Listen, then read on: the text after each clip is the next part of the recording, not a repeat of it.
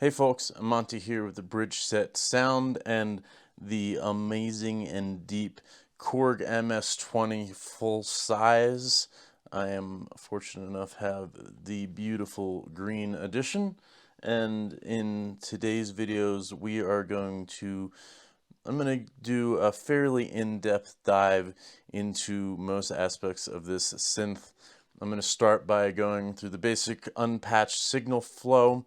Then I'm going to do a video on the top portion of the patch bay, and then I will finish it out with a video on this external signal processor, which is perhaps my favorite aspect of this synthesizer.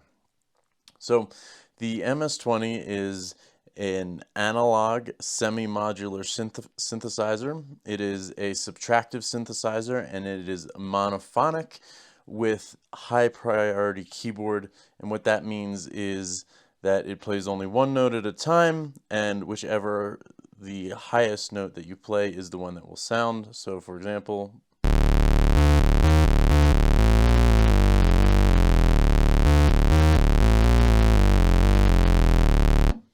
cool. So the MS-20 has two voltage controlled oscillators that feed into a mixer, which then go into a voltage controlled high pass filter and a voltage controlled low pass filter into a voltage controlled amplifier and out. Basically what that means is you have two oscillators, goes into some filters and then out. You also have some modulation sources, which I'll get into in a minute. Like I said, you have two voltage controlled oscillators. We'll explore VCO number 1 first, and the mix is controlled by this section of attenuators here titled VCO mixer, with the top one controlling the VCO1 level and the bottom one controlling VCO2 level. Now the VCO1 has 3 shapes and a noise generator, and also has a scale knob here, which ranges from 32 foot to 4 foot, which is basically 4 octaves of control. So we'll hear what that sounds like. We'll start with it set to the sawtooth wave.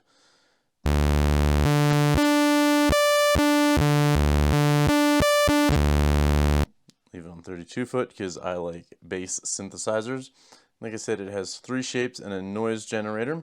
So the one all the way counterclockwise is a triangle wave.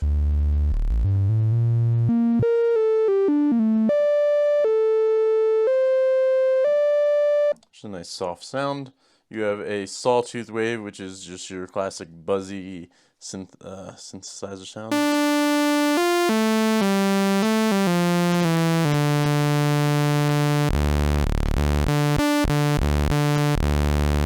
Then you also have a pulse wave, which the pulse width actually has a control with this attenuator here.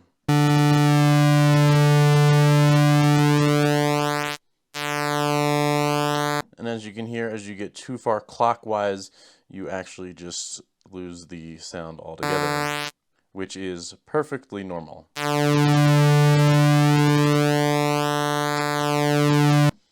The VCO1 can also be used as a noise generator, and this is a white noise generator. And that does not, I guess it's technically tracking, but because it's white noise, you can't tell. And noise is very useful in sound design. Perhaps we'll get into it in this video.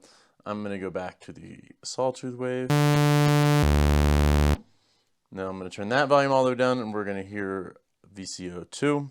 Turn that up. Now VCO2 has 4 shapes. It has a sawtooth wave, square wave, and a pulse wave. Now VCO2 is also amazing, and one of my favorite parts about this synth is the ring modulator, which you can get some super gnarly sounds out of.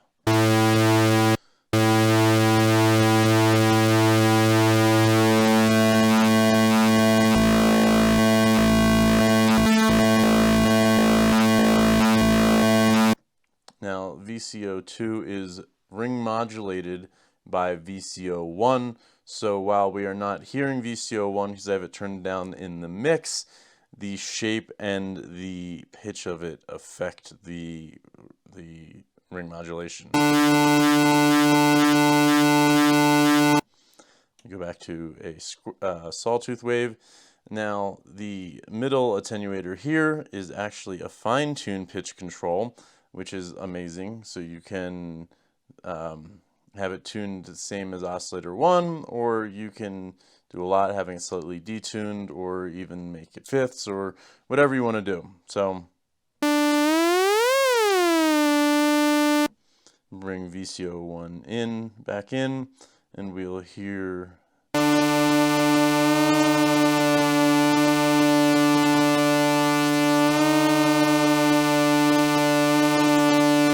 you can hear when they are in tune with each other.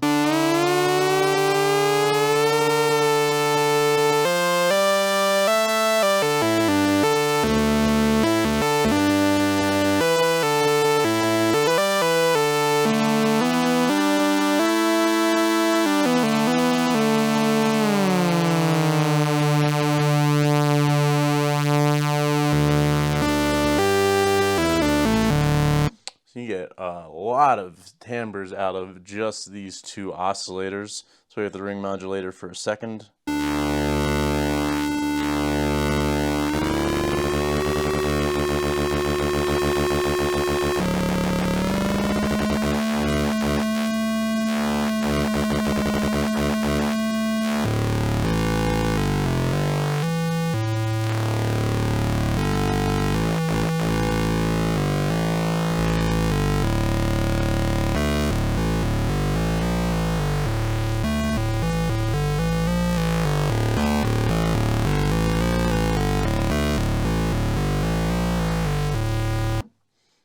I love the ring modulator in this synth. Now, the mix of these two oscillators is then sent into two voltage controlled filters. First a high pass filter and then a low pass filter.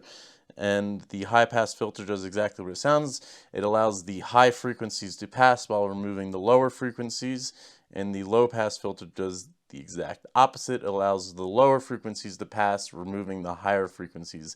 And this is what we mean by a subtractive synthesizer. Subtractive means that all of your sound is coming from oscillators, and then you can shape your timbre by removing or subtracting frequencies using these filters. Start with the low pass filter.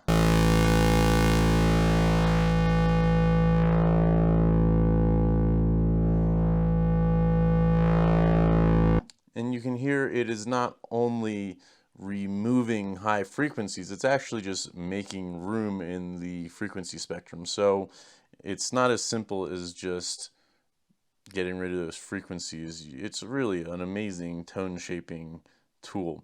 And also I want to point out at this point, I'm sure a lot of you are familiar, the new full size has two filters built into it. The original MS-20 filter as well as a newer MS-20 filter. For sake of reference, I personally prefer the newer filter. Some people will probably hate me for that, but I just do. And so that's what we're hearing. We're hearing the newer filter. I'm not going to demonstrate both filters.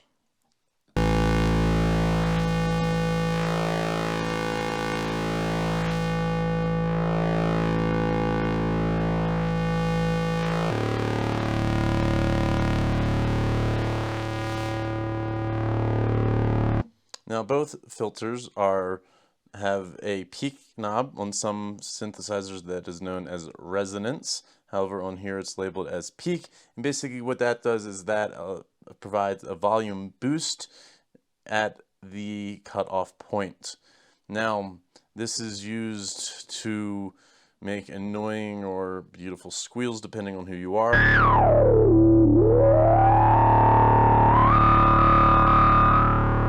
But it can also be used for amazing subtle tone shaping. One of the ways I like to use it when I'm designing a bass sound is to turn the high pass filter up a little bit, and then you can use the peak to really punch those lower frequencies. You can hear this. It'll get a lot subbier.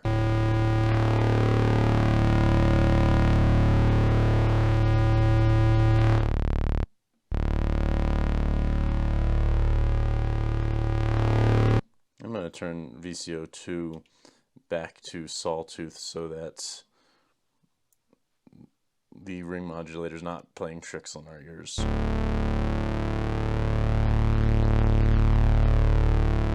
can hear as with the peak all the way to 0. And then as we turn it up, it will boost the frequencies right around this cutoff point.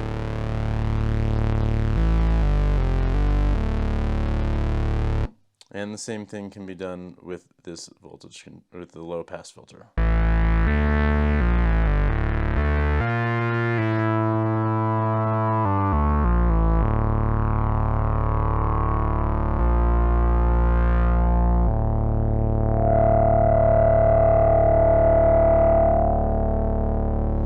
Also, these filters are both self-oscillating, which means that when you turn the resonance all the way up, then they will oscillate and make their own sound. So I'm going to turn both VCOs down.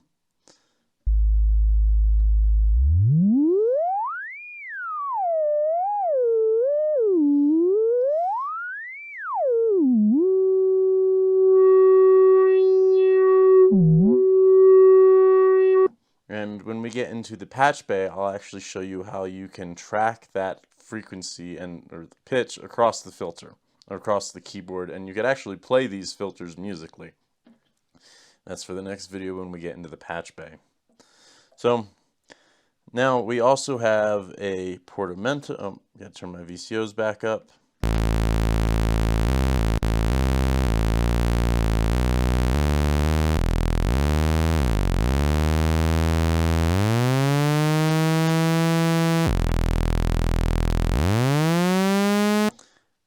Portamento, which is lovely, creates a nice glide between the notes.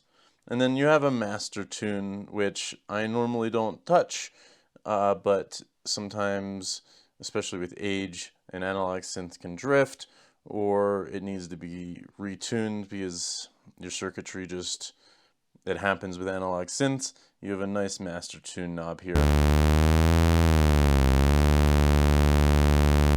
And just leave that at 0. Now, you have 3 modulation sources on this synthesizer. You have a modulation generator, which is just an LFO. You have 2 envelope generators. You have envelope generator 1, which is delay, attack, and release. And then you have envelope generator 2, which is an attack, decay, sustain, release, with also the optional hold time.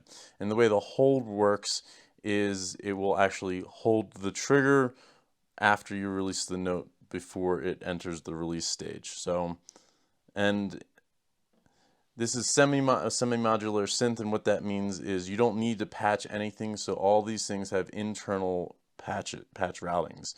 The envelope generator 2, as demonstrated by this little diagram here, is internally patched to control the VCA or the volume of the synthesizer. So, simple example to show you what's going on. Turn the attack up, time up.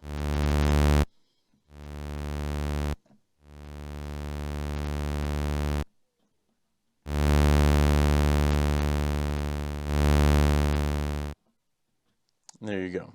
So now you can modulate the frequency of both oscillators or each filter individually using these 6 attenuators.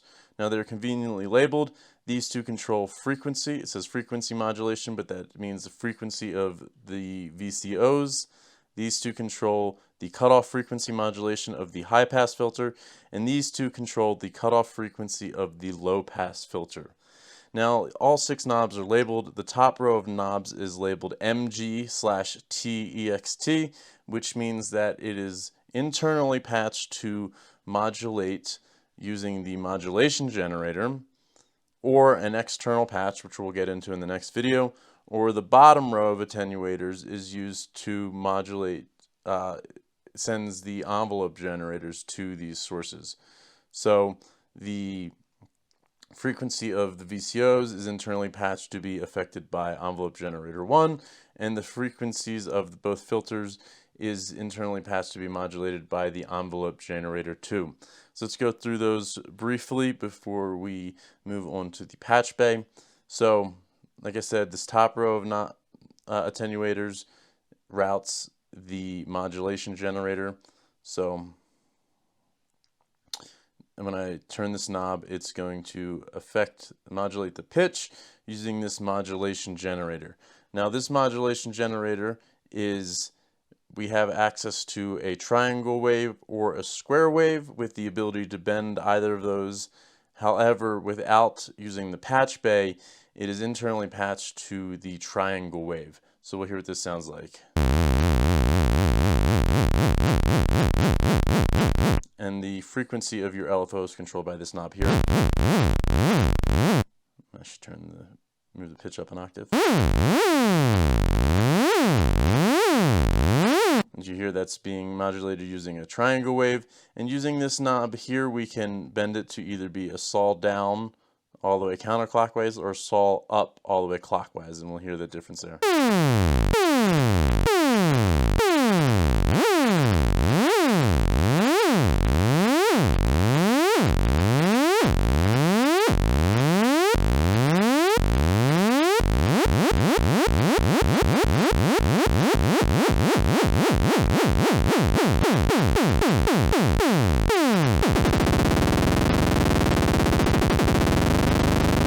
It doesn't quite get into the pitch range, but it gets pretty quick. So now you can use that to affect both the filters as well.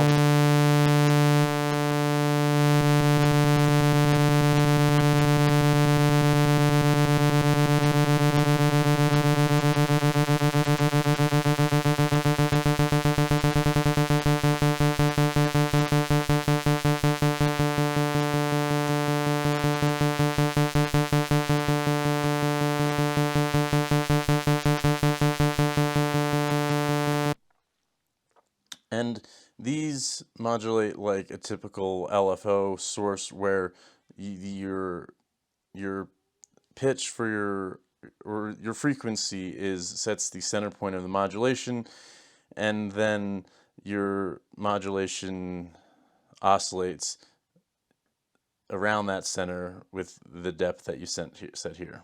So let's just hear it quickly on our low pass filter.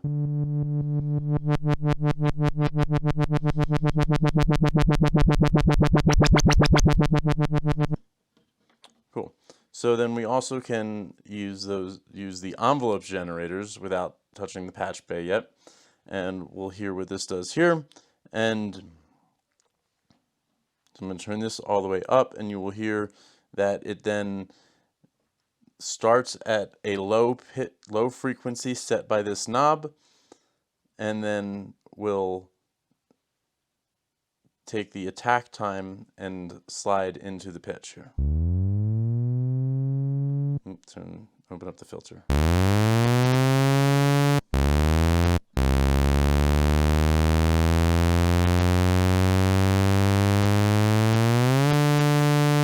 And then the delay time can be used to exactly what it sounds like, delay the time before you reach the attack stage. So let's hear this again without, and then turn on a little delay.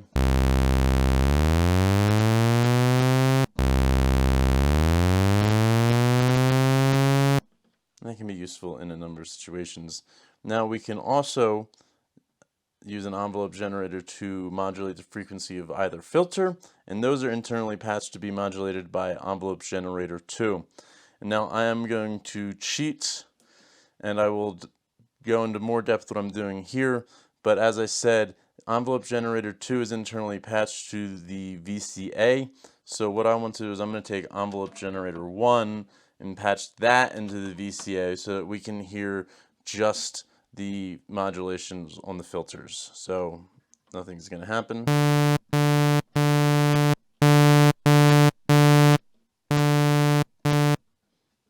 Nothing happens. But we can then use this. I'm going to demonstrate with the low pass filter.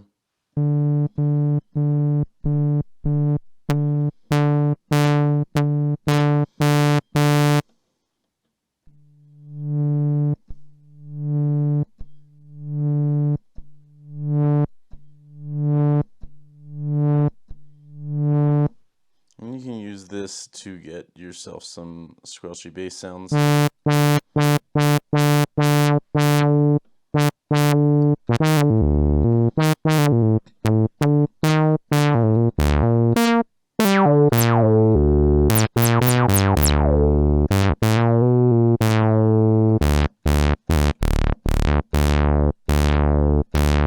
And the high-pass filter can be modulated in the same way.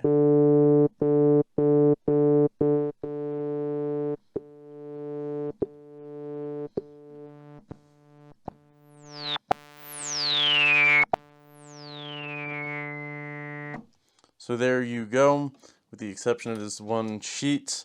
That is the basic signal flow for the Unpatched MS-20. I will see you in the next video where I discuss the semi-modular capabilities of this amazing synthesizer and walk you through the patch bay on this side.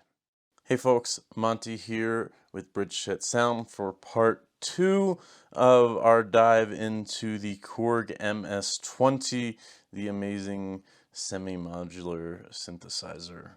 This is the full-size reissue, and I am lucky enough to have the beautiful green edition. So in the first video we discussed the basic signal flow of the synthesizer, and in this video I would like to take a fairly deep dive into this beautiful patch bay.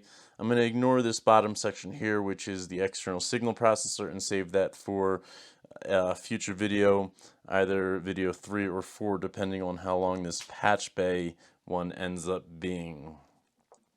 So the patch bay here can be thought of in a couple different sections, even though it's not necessarily divided up visually, it sort of is. We have these 6 jacks up here, which are inputs. 5 of them are modulation inputs. This one right here is a little special. It says external signal in, and that allows you to route external audio through your filters, which I'm not going to really touch in this video, maybe in the next one. So we're going to focus on the 5 jacks here, these 2 here, and then these 3 here. In the first video, I discussed how these 6 attenuators can be used to modulate the frequencies of your oscillators and both filters. And I also mentioned that each of them have also external options. So we use these 5 jacks up here to bypass the internal routing. So we are going to start by also showing you how to get access to your square wave. Remember, I said that your modulation generator is a triangle wave or can be a square wave, but it's internally patched for the triangle wave. So you have this text here which says modulation generator. To the left you have an output jack that shows you that you have access to the triangle wave with a range of negative 2.5 to positive 2.5 volts. And then here you have access to your square wave, which is just giving you access with a range from 0 to positive 5 volts. And that's important to know because your triangle wave is going to oscillate around the center frequency that you set, whereas your square wave is going to start from the frequency that is set on the panel and then modulate up positive 5 volts. And 5 volts doesn't necessarily mean anything musically, but you can set the depth over here. But it is important to notice the ranges that you have and how those will affect different inputs and outputs. So I'm going to start by taking the square wave, or more technically the pulse wave, and I'm going to patch it into this first jack here, which is labeled as total. And you can see with the icons that it says total, and then it has a line that connects it to voltage controlled oscillator 1, voltage controlled oscillator 2, voltage controlled high pass filter, and voltage controlled low pass filter. So now what this total input jack is doing is it's actually bypassing the modulation generator routing controlled by these 3 attenuators. So now the triangle wave, which is internally patched through these three attenuators, is no longer going to affect the frequencies of either VCO or either filter. So let's start with listening to the frequency modulation that it gives to the oscillators. And now I'd like to preface this with the news that you cannot control or you cannot modulate the frequency of oscillators 1 and 2 separately using this. I know there are tricks to turn this into a duophonic keyboard and separate the oscillators, however that is not within the scope of this video. So for the sake of this, and you can only modulate the frequencies together. So let's hear what this sounds like. The attenuator's down, so we're not going to hear anything. As I turn this up, oops, I'm going to turn the frequency down a little bit so we can hear it.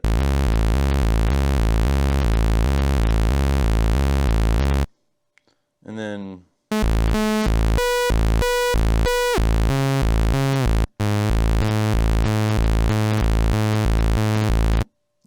I've found that right around 6, the scaling on these knobs is 0 to 10. It's not musical at all. I've found that right around 6 is an octave.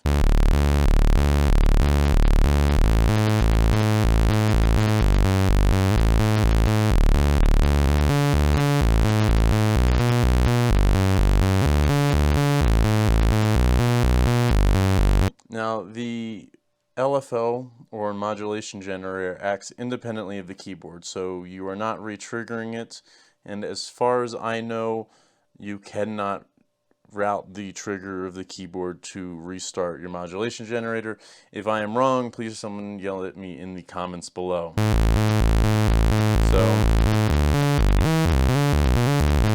So no matter what tempo I play at, the frequency of the square wave is set.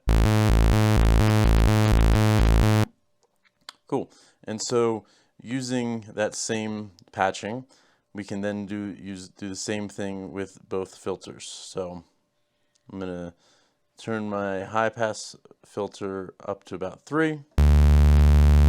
This attenuator is still at 0, so we don't hear anything. As I turn it up,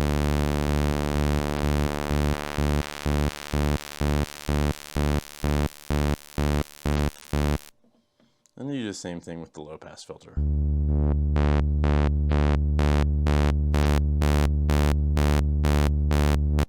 Cool. So then I'm going to take this, I'm going to unplug that, and now I'm going to explore how we can control and modulate the frequency of both oscillators and the oscillators and both filters with different modulation sources. So I'm going to then move to my next input jack, which is here. It's labeled frequency, and has arrows going only to both VCOs. And now when I patch it at that point, the triangle wave is still routed to this. However, now this attenuator is this input here is bypassing the envelope generator 1, and this attenuator is now controlling the modulation depth of the square wave. So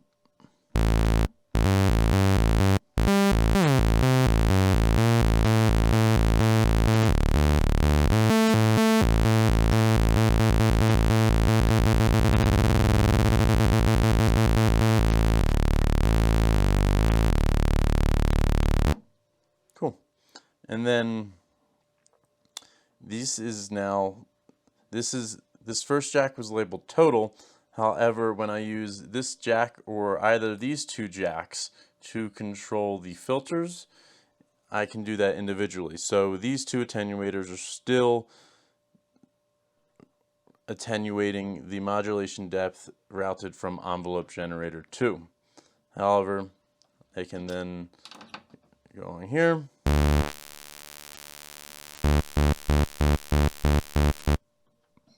or do it with my low pass filter.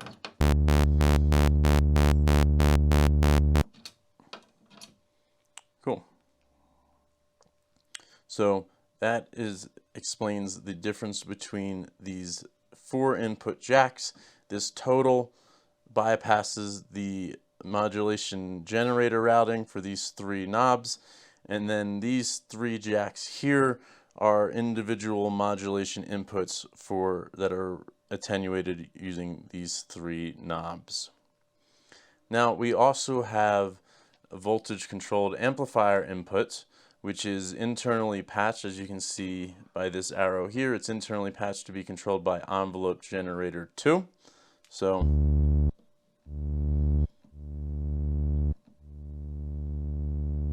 here the attack.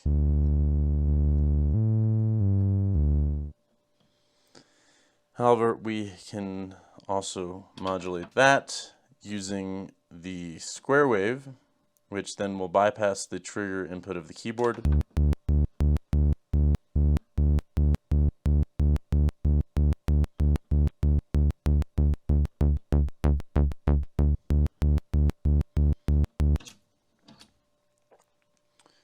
And then one of the things that I showed in the first video that I like to do is I actually take this envelope generator 1 and I plug that into this VCA initial gain input jack, and that way that separates envelope generator 2, and I'm free to use envelope generator 2 to modulate the filters. Now there are a couple things you can do. We are also given the reverse shape of both envelopes. So you can see this says envelope generator 1. It has arrows to these 2 jacks. One that says out, which is just the normalized output, and then this one says reverse out. So let's hear what the difference is for that. I'm going to demonstrate with the pitch, or with the frequency. So right now we're only listening to the sawtooth wave of VCO1. I'm going to set that to 8 foot. And then as I turn this attenuator up,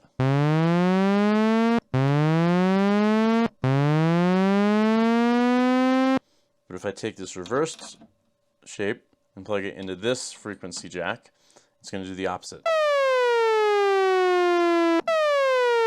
It starts high and then it goes down to your pitch, whereas this started low and rises to your pitch.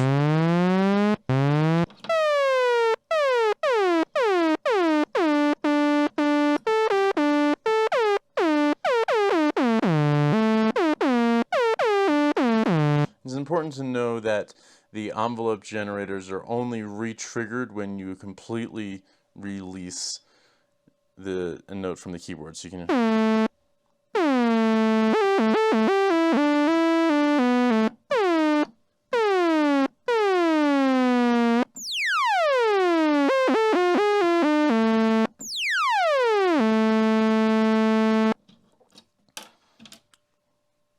Cool. And if you want a more complex envelope shape, you could also do the same thing with this, with the reverse of envelope generator 2, which again, I'm going to use a second patch cable, plug envelope generator 1 into the VCA.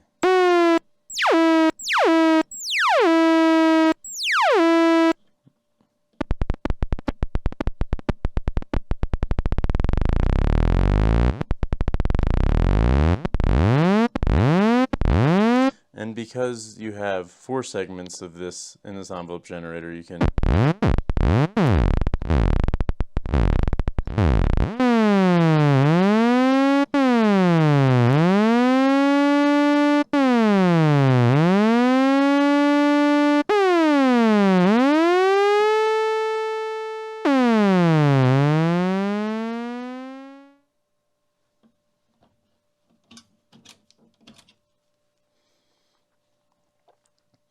Cool. And then we are also given a couple other very handy tools. The first thing I'd like to discuss is this mod wheel over here and the momentary button here. Now, without any patching, the mod wheel does nothing. Oops, let me turn my attack back in here. But it can be used to do a couple different things. The first thing that would be a simple patch, and those can be accessed here by this jack here. It has that little shape here that means mod wheel, and then this one here has that little icon here, which is for the momentary button. So I'm going to take the mod wheel and I'm going to plug it into this frequency jack here, which is going to control the frequencies of VCOs 1 and 2. So now that, as you remember, is attenuated by this knob here. Turn that up to about 6, and then this can be a nice little octave bend.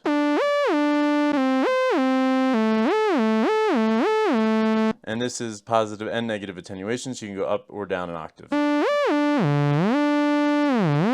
And it doesn't have to be an octave, it can be anything you want.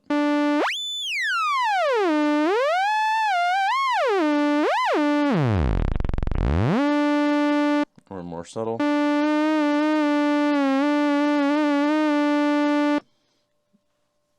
Now would be a good time to demonstrate this additional VCA. So we have the normal VCA, which is controlled to the output of our synthesizer, but we have this additional VCA that we can use. And VCAs are very handy in modulating or using a modulation source to attenuate another modulation source. I'm not sure if that is the best way to describe it, but let's turn this mod wheel into what would be, I guess, a traditional mod wheel, which is just basically vibrating the pitch. So what we're going to do is take the triangle output there from our modulation generator. We're going to put it into our VCA here. We are going to then take the output of this VCA and plug it into this frequency mod input jack there.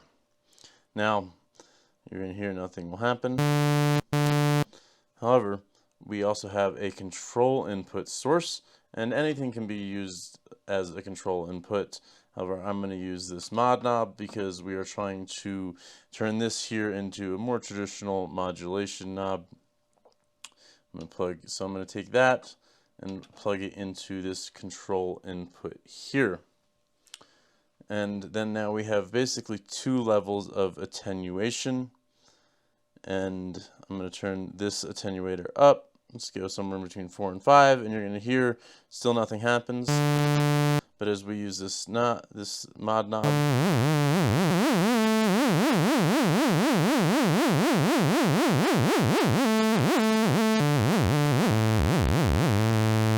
we even do something a little more subtle.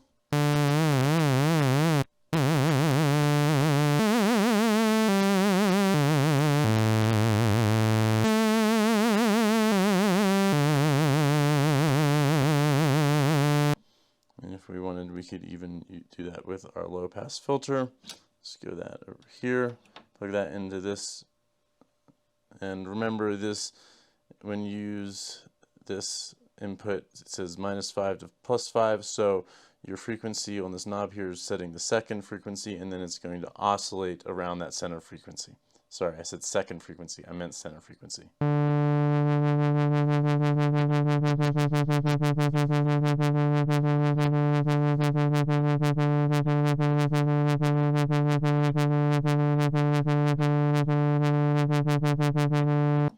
Cool, so there you go. You can use that to wobble your filter or make it a traditional mod knob, modulating the frequency of your oscillators. We also have this handy momentary button, which can be used to do a lot of things. However, I'm going to show you something simple, which is triggering the envelopes.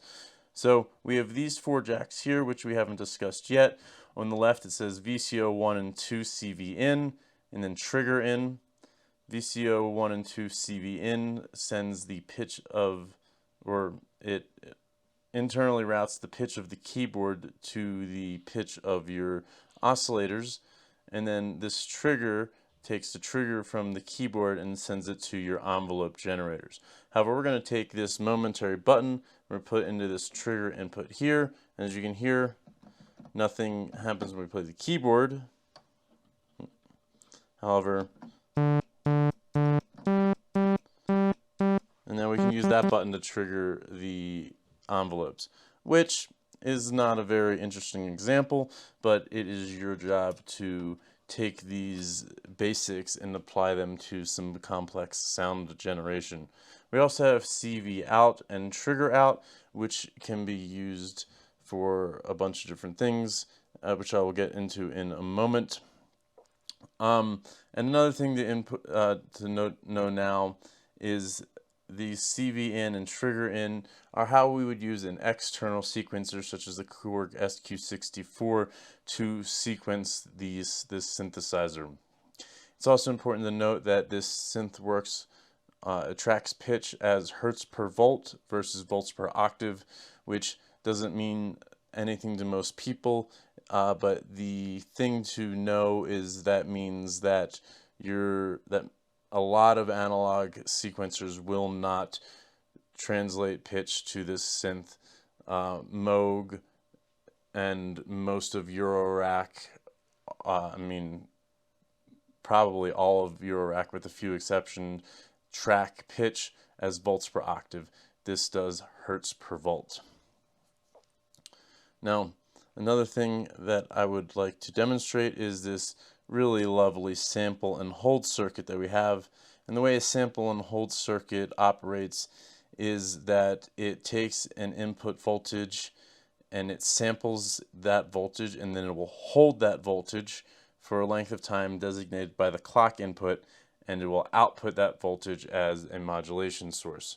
So let's take something else we haven't discussed, which is our handy noise generators. We have a pink and a white noise generator here. I'm going to take the pink noise, I'm going to plug it into the input of the sample and hold circuit, and then I'm going to take the square wave and put it into the clock input, and then we can use this frequency here to adjust the speed. And then I'm going to take the output and I'm going to plug it into this frequency input here for VCOs 1 and 2. You're going to hear it's not going to do anything at first.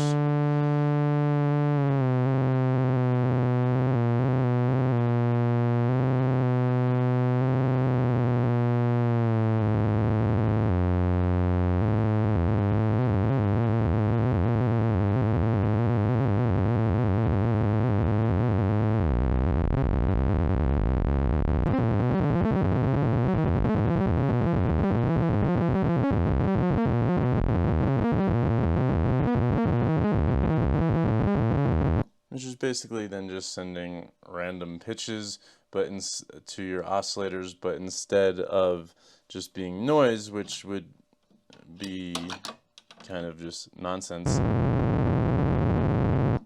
it holds the pitches for a moment, and if you get your knob set to just the right positions, it can almost be sequencer-like in nature.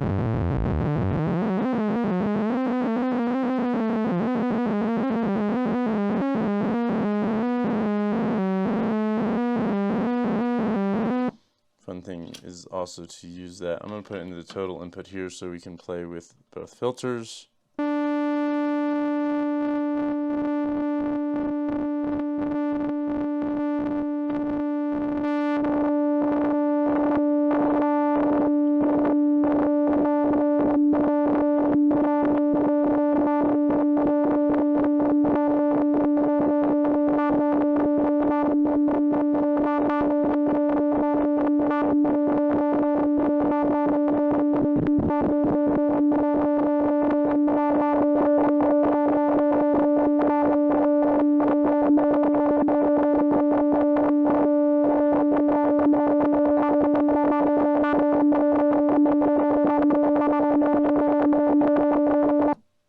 Cool. So the last trick that I would like to demonstrate in this video before I leave you on your own to really dive deep into this patch bay, as well as before the next video where we discuss the external signal processor, which is one of my favorite aspects of the synth, is I would like to discuss how we can actually track the frequencies of the filters across the keyboard. So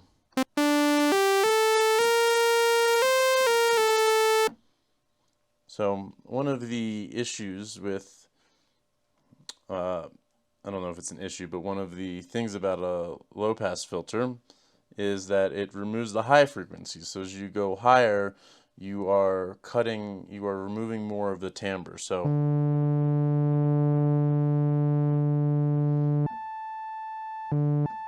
you can hear at the top of the keyboard, it's kind of a less interesting sound.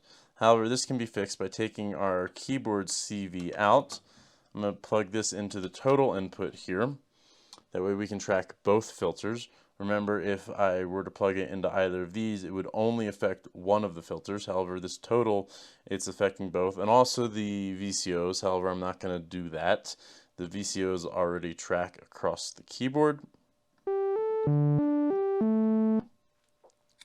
But what we can actually do is then use these top attenuators to track.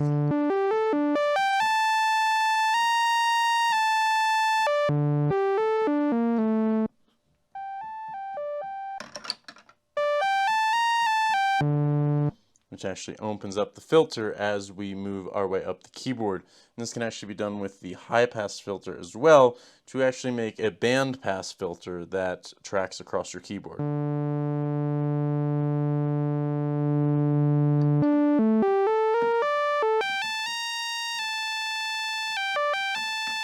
You guys hear what that sounds like without the attenuation.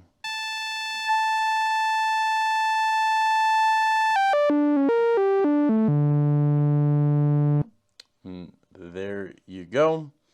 And the last thing I guess I would like to discuss is going back, I mentioned in the first video that these are self-oscillating filters, and what that means is that when you turn your peak all the way up, they make a noise. And the pitch of that noise is controlled by the frequency of your filter. So, as you could perhaps extrapolate, or I will just tell you, we are going to take your keyboard CV out, put it back into the total, and then you can make your filter track across the keyboard.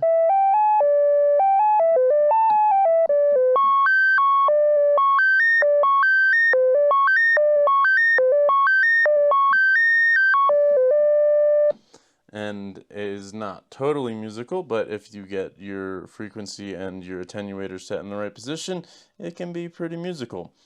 And now, before we end this video, I would like to just have a little bit of fun, see what happens. I'm going to do this little sample and hold circuit that we talked about before. Pink noise into the input, use the square wave as a clock source.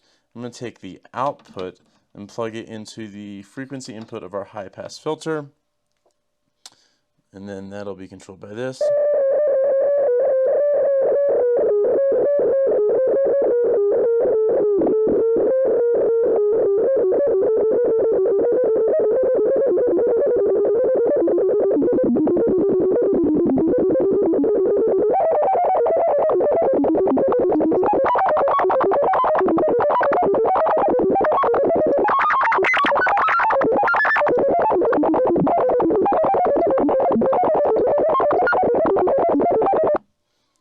And there you have it. Another side note I would like to add is that when the filter self-resonates, it actually is resonating.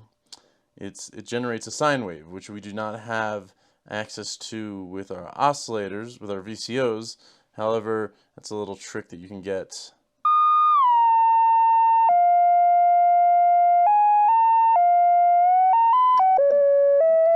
So if you get your knobs set just right, you could have a simple sine wave synthesizer. Cool.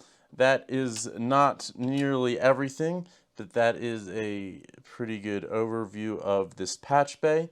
I'm going to leave you at that, and I encourage you to take some of these things that you've learned and really dive deep, because this is just such an incredible synthesizer, and you can you just make so many amazing things, from beautiful leads to super gnarly basses to most type of drum hits, kicks, snares, claps are all fairly easy. Maybe I'll get into those in future videos. If you're interested in that, let me know in the comments below and we can discuss that. But for now, that is the patch bay on the Korg MS-20.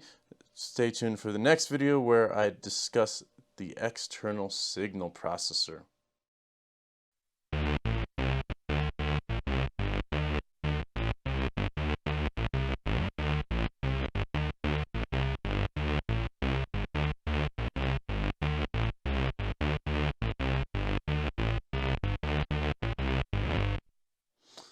Hey folks, Monty here with Bridgeset Sound to get into the external signal processor on the Korg MS-20. Excuse my mediocre ukulele playing, however, the fact that I can control the MS-20 with this lovely instrument is super exciting for me, and honestly one of the main reasons I got this synth.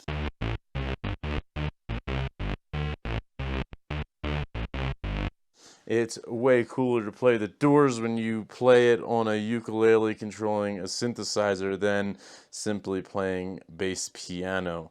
No offense, Ray, rest in peace. You are one of the greats. But cool. So I actually set up this patch before we started because it takes some fine tuning to get this to work properly. And what I'm going to do is undo this patch and then show you how this works. So I have my ukulele plugged into the signal in this external signal processor, and excuse this little dual cable thing. For some reason I only have this, I don't know, I can't find any more single 1/4 inch cables, probably because most of my keyboards are stereo and I actually don't have most of my gear with me. So I have my ukulele plugged into the signal input here, and you can plug anything in here into this. One of the things I love to plug in is a drum machine. It's fun to play with vocals if you have an adapter or a microphone that goes into 1/4 inch. So as the rest of this patch bay, Korg has conveniently laid out the signal chain here to show you what's happening. You have a signal input here, which runs through an amplifier, and you can control the input signal level here. You can see we have this little peak knob here. And I like to have it hitting a little bit, you know, it's not showing you yellow or orange or red, it's just like it's peaking or not. You don't want it to be too crazy, but you need it to have some volume. At least that I found that with my ukulele. So it goes to the amplifier, and then it has an output jack, which you could take out and plug into your input signal if you want, or then it goes into a band pass filter, which right here you have a low cut frequency and a high cut frequency, which for some, I don't know why they labeled them that way, but this low cut frequency is basically, it's a high pass and the high cut is a low pass. For some reason they labeled them that way. Then you also have a CV adjust and a threshold level, which we'll get into in a minute. So you have two outputs. You can take the output of the signal after the amplifier, or you can take it after the band pass filter. Now the main use that I found for the band pass filter is sculpting your sound for the fun part, which is this frequency to, it's basically a pitch to CV converter. It's wonky, that's just the way to put it. It's wonky, sometimes you get really weird things, but you can turn these knobs and be able to play the Doors if you'd like. So I'm going to start by, let's hear what this sounds like. I'm going to turn my VCOs all the way down. I'm going to take the output of this, which is just after the amplifier. I'm going to put it in this external signal processor in, and you'll hear you don't hear anything. So another part of this signal chain, it goes through the amplifier, it goes through these signals. Then also they have another arrow, it comes around here, it goes into an envelope follower, and you can take the envelope out, and or you can take the trigger out. So I'm going to take the trigger out here, I'm going to put it into the trigger input here, and now when I play a note on the uke, it's going to open up the VCA and you will hear the uke.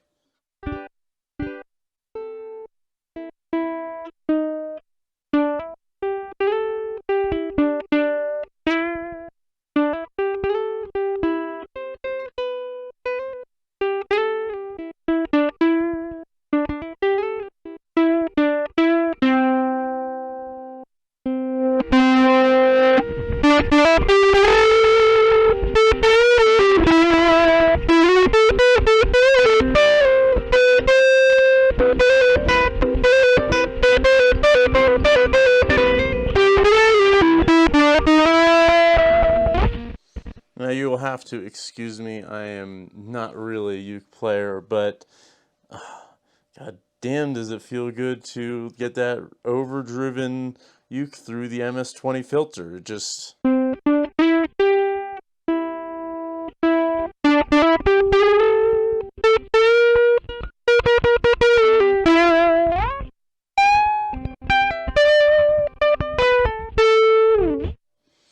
if I were a better uke player, I could literally just shred through this thing. However, this is not the most fun thing that you can do. I'm going to take this out. I'm going to leave that there so I have it available to me. And then what I'm going to do is I'm going to take this pitch to CV out. I don't really understand the symbol that it has there. It's got F and then a little symbol and then V. But basically, it's converting pitch to CV. I'm going to take this CV out and put it into the CV in. Oh, and I got to turn my oscillator back up.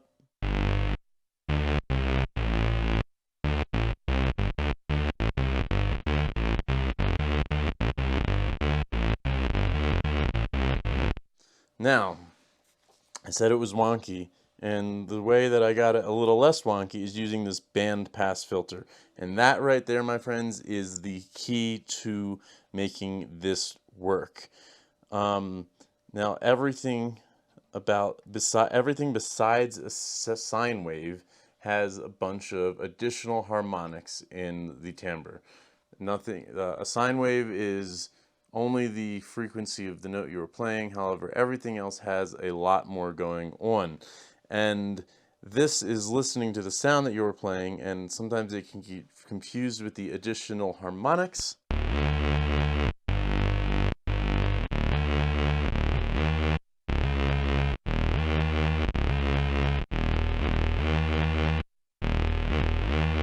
Hear how it's getting confused, and that can be kind of cool. But the way to get rid of that is to use this band pass filter and remove as many of the frequencies as you possibly can.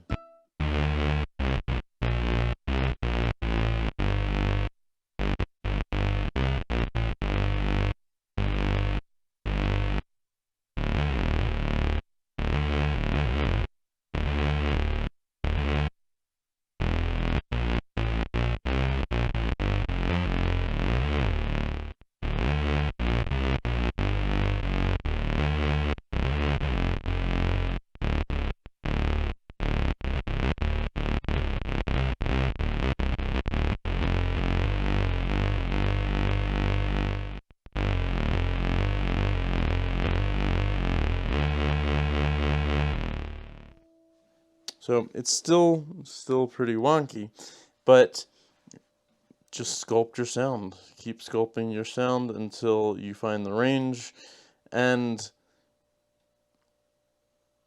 it can be awesome. It can be really awesome. Two more knobs that are important to know about this are this CV adjust knob. So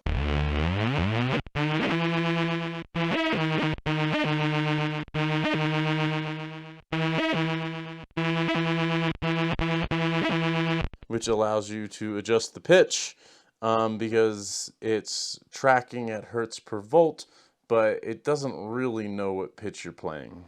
So you use a CV adjust.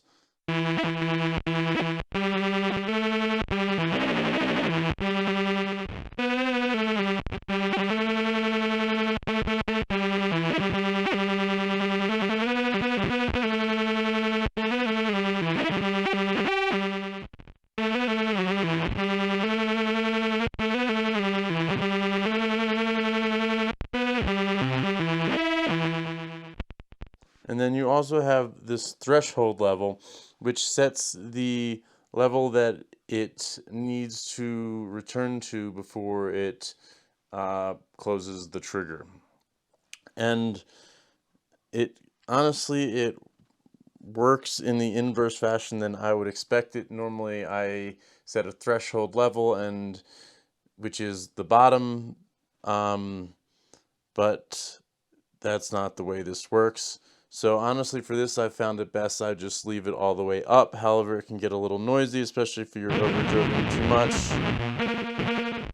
If the input signal is too much, then it's just driving noise through there. And then you can turn the threshold down a little bit so that it is less sensitive. It's more of a sensitivity knob.